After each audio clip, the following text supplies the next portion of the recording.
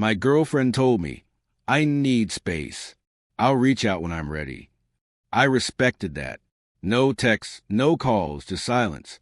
Then her cousin posted a reel from the beach. It showed a guy's arm wrapped around her waist. Her ex's arm. I didn't say a word. Instead, I transferred the car title back into my name, cleared out her closet, and changed the locks. When she came back all tan and smiling, she found her key didn't work and her bags were sitting on the curb. Before I continue, thanks for being here. It means a lot. Quick thing, only 8% of viewers are subscribed.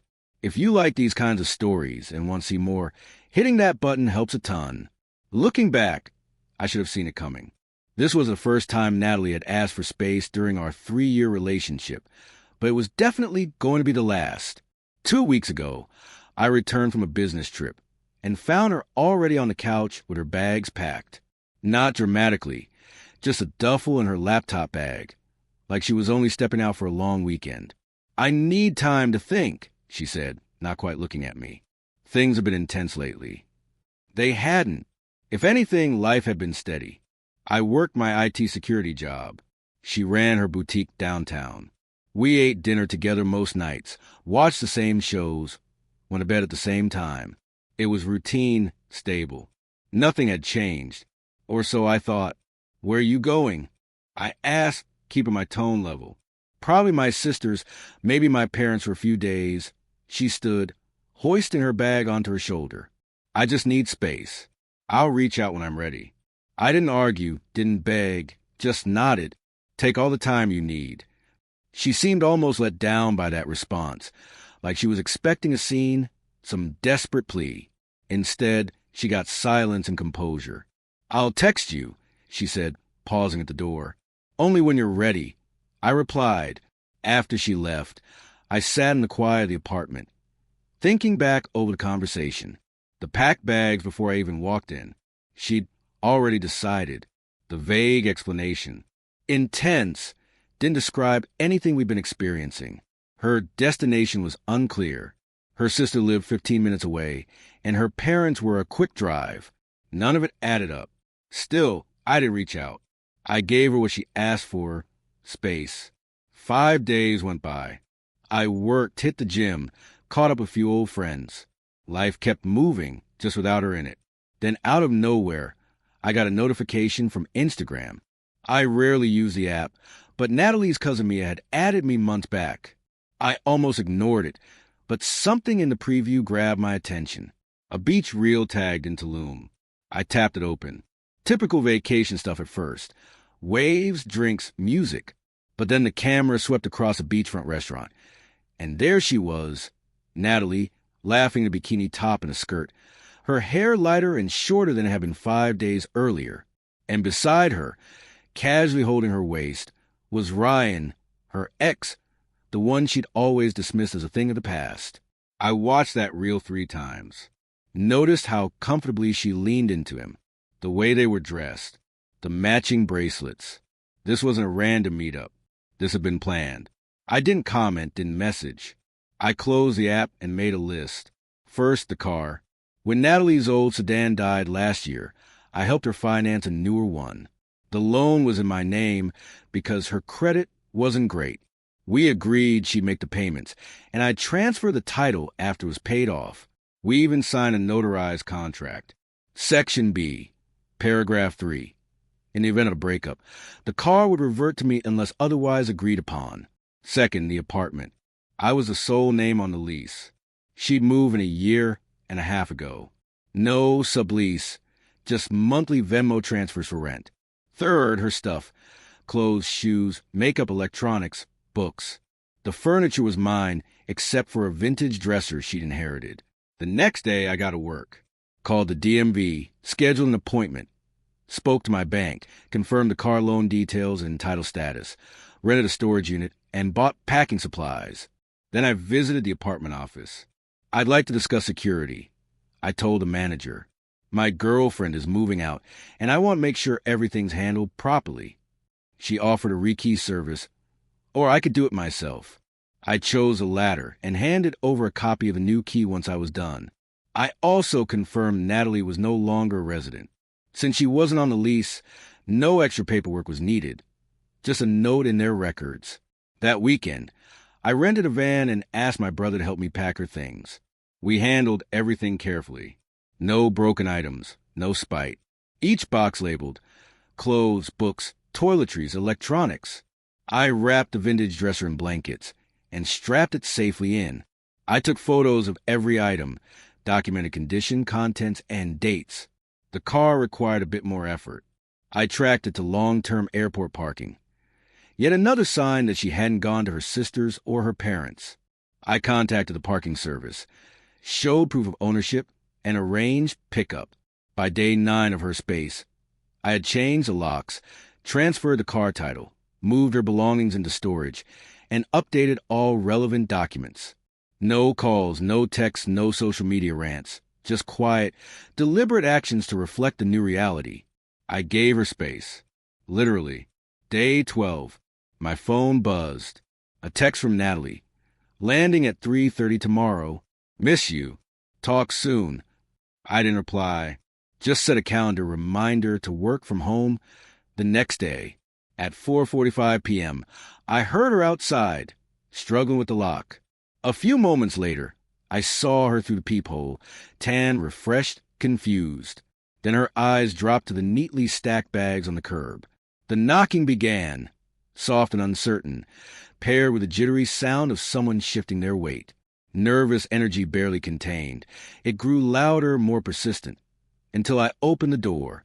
Natalie stood there, golden hair kissed by the sun, her smile flickering and vanishing as she took an expression on my face. Behind her were 2 oversized suitcases, far more than she'd taken with her. My key doesn't work, she said, clearly confused. No, it doesn't, I replied evenly. She tilted her head slightly, suspicion creeping into her features. What's going on? You said you needed space. I said, I'm making sure you have it. She tried to push past me, but I stayed in the doorway, unmoving. This isn't funny, she said. I'm exhausted from the flight. I'm not Ryan. I cut in, color drained from her face. I didn't. I meant I'm just tired. You know what I meant. I held out an envelope. Your belongings are in storage. Unit 247 at Safekeep on Westfield Avenue. Rent's paid through the end of next month. Here's the receipt, the key, and an inventory list. Also, the car is back in my name per the agreement. You'll need to find your own ride.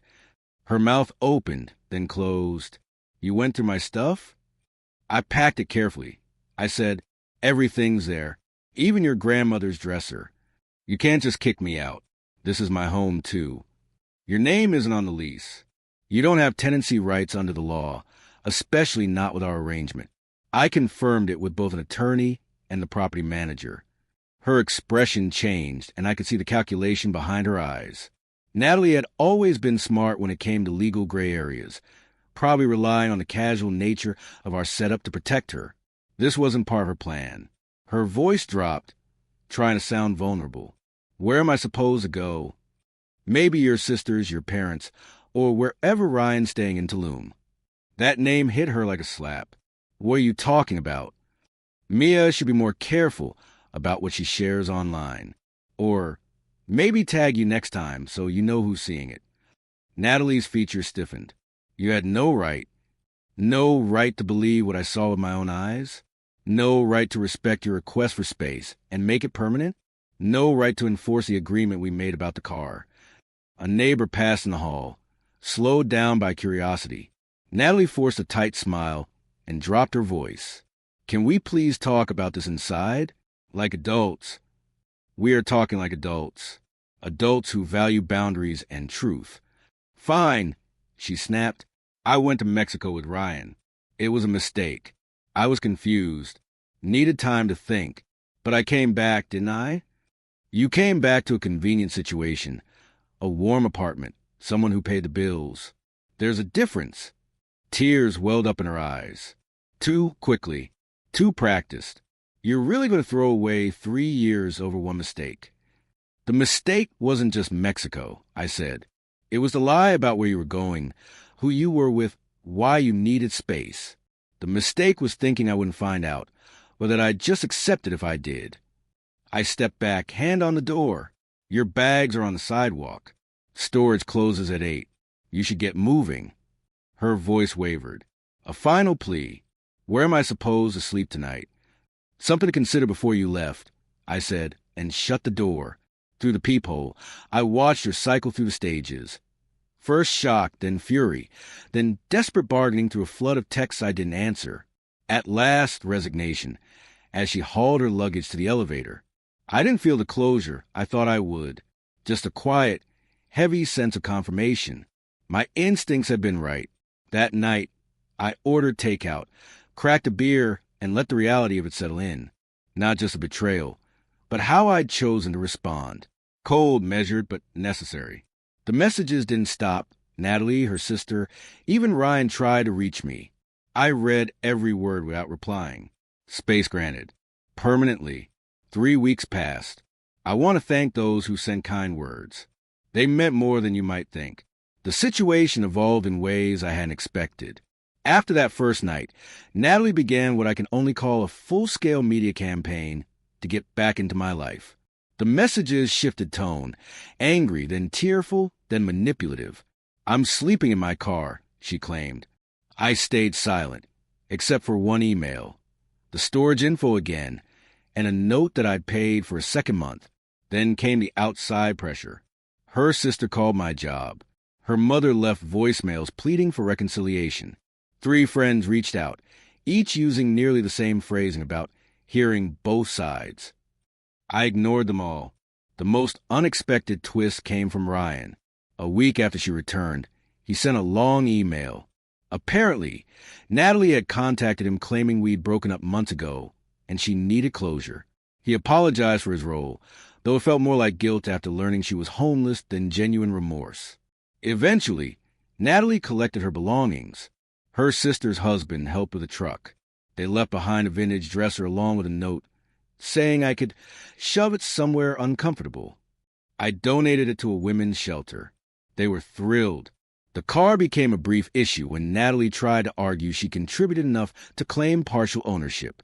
My lawyer sent her a breakdown. She covered 31% of the payments. Our notarized agreement required 50%. She dropped it. From what I've heard, she's now staying with her sister, whose husband is reportedly overjoyed. Ryan, as it turns out, didn't have room for her alongside the ocean views. A lot of people asked if I regret handling it so coldly. I don't. When someone plans to deceive you, packs before you return home, invents a fake family visit, flies out to meet an ex while claiming to need emotional space, what kind of warmth do they deserve in return? Had she been honest, I'm reconnecting with Ryan. This isn't working. I would have helped her pack like 2 mature adults. But honesty never came, and that made all the difference. To those concerned about legal issues, there were none. I consulted an attorney before taking action. Our situation, no lease, no formal sublet, her registered residence elsewhere, meant I acted within my rights. As for the car, yes, the arrangement was unusual. It was her idea. She wanted to build credit while using my financing. The agreement was written and notarized. Another layer of irony in hindsight. I chose a storage unit over tossing her stuff on the lawn because, despite everything, I'm not vindictive. 2 months' rent was a small price to avoid accusations of destroying property. For those asking why I didn't confront her the moment I saw Mia's post. Why bother? The truth was plain. No excuse would change what happened. And silence carries more weight than shouting ever could. This isn't a revenge story. This is a story about self-respect, about not tolerating deception and emotional manipulation, about drawing a line and holding it no matter how many people try to push it back.